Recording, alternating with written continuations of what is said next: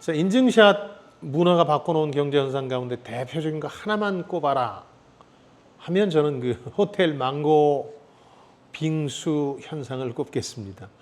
처음에는 망고뿐만 아니라 아주 다양하고 차별화된 특이한 빙수였다가 요즘은 뭐 아예 망고 빙수로 굳어지는 추세인데요.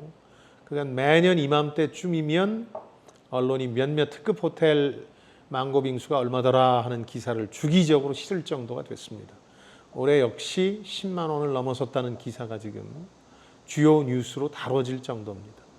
근데 올해는 예년과 조금 다른 상황도 있다고 합니다. 사실 제가 특급 호텔 빙수를 먹으러 가보질 않았기 때문에 최근에는 몇 년 전에 갔던 기억이 있습니다만 제가 확인한 건 아니고 주변에서 들은 얘기입니다. 특급 호텔 망고 빙수 인기가 예년만 못하다 이런 얘기입니다. 다양한 분석이 나오는데 핵심은 이거겠죠. 워낙 그 동네 빵집 같은 데서도 망고 빙수를 많이 내놓고 있기 때문이겠죠. 가격도 물론 훨씬 쌉니다.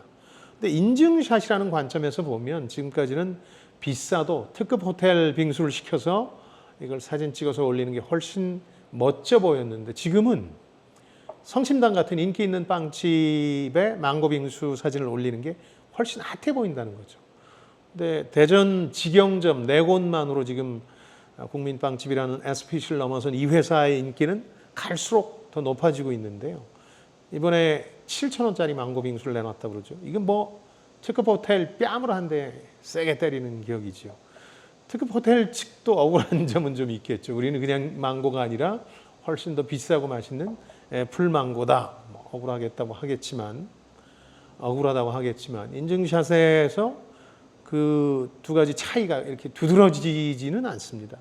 결국 여름철마다 거듭되는 망고 빙수 가격과 인기 논란은 인증샷과 소셜미디어가 만들어낸 현상이라는 점에서 특급 호텔 망고 빙수 열기는 이제 한물 같다 이렇게 봐도 될 것 같습니다.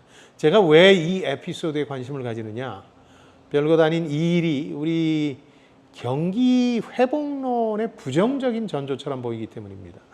1분기 괜찮았던 경기 지표를 두고 우리 정부가 경기 회생의 신호탄이다 이렇게 분석을 했습니다.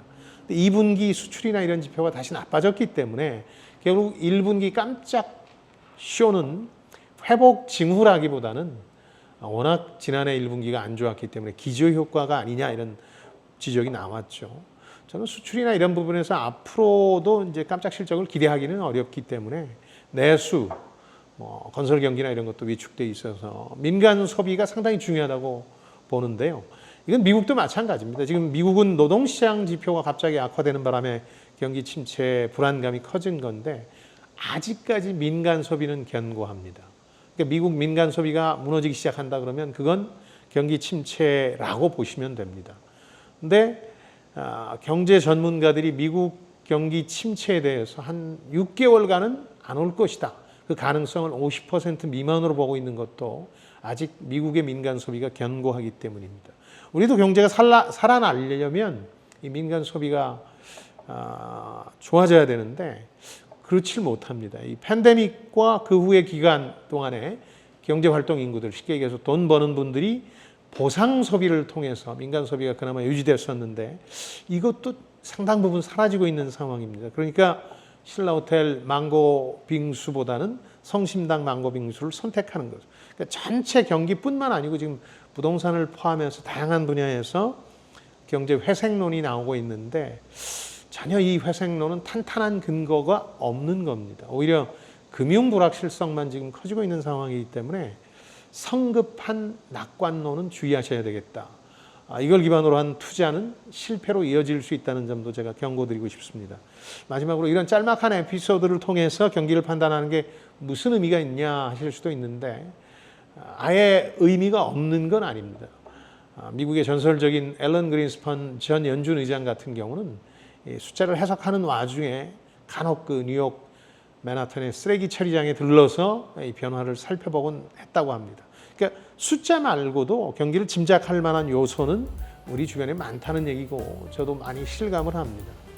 현 제롬 파월 연준 의장은 워낙 정치인들한테 시달려서 그런지는 모르겠습니다만 그런 여유가 없는 것 같고 그래서 6월에 실행했어야 될 금리 인하를 실기한 게 아니냐 이런 해석도 해보게 됩니다. 자, 지금까지 김방희였습니다. 저는 여러분들의 성공을 응원합니다. 좋아요, 댓글, 구독 잊지 마시고요. 고맙습니다.